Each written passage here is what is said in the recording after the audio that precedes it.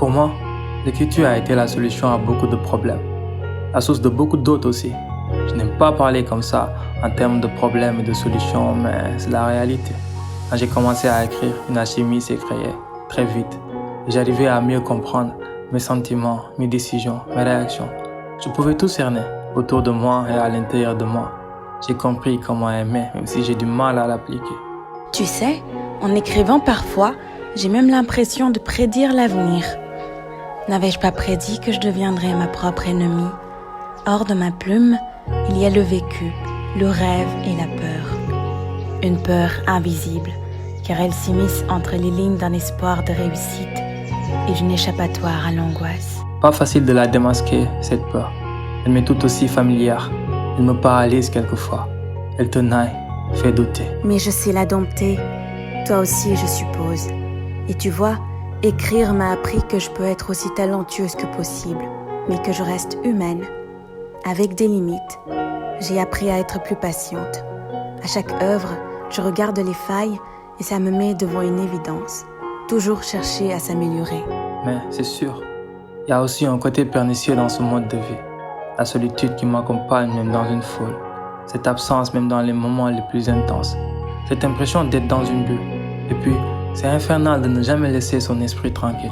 Ah oui, c'est infernal de toujours cogiter, de mettre des mots sur chaque scène quotidienne, de romancer le fade, de sublimer le familier, d'être dans la quête perpétuelle de phrases à tordre. Infernal mais magique. Des fois, je me replie sur moi-même d'avoir les gens que j'aime partir. C'est une voie, la seule pour une paix intérieure. Mais je pressens que le chemin est tortueux. Ma force se trouve peut-être dans ces liens que je perds. Les personnes qui m'abandonnent. Que faire sinon avancer? Pas le temps de m'y appesantir. Que je consigne des moments, que je capture des existences, que je coche des achèvements, que rien ne me freine. Voilà une motivation supplémentaire. Écoute, on est pareil, toi et moi. Moi aussi, j'ai une obsession. Toujours avancer, toujours travailler, toujours écrire. Et si tu m'enlèves ça, tu m'enlèves le sens de ma vie. À trop en vouloir, je me fais mal parfois. Je me casse la gueule aussi. Mais c'est pour la bonne cause, n'est-ce pas? La seule personne qui doit rester, la seule que je ne dois pas perdre, c'est moi.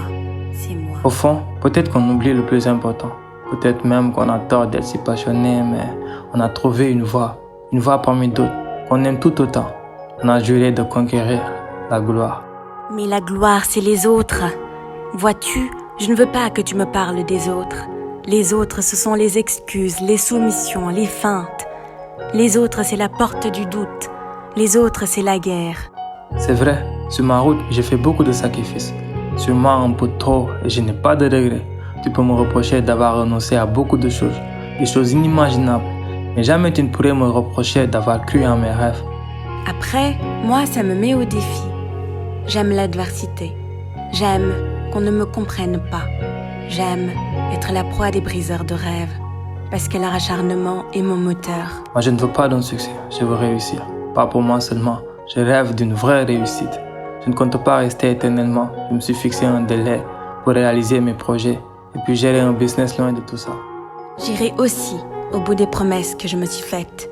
Peut-être que les gens comprendront un jour tout ce qu'on a eu à traverser.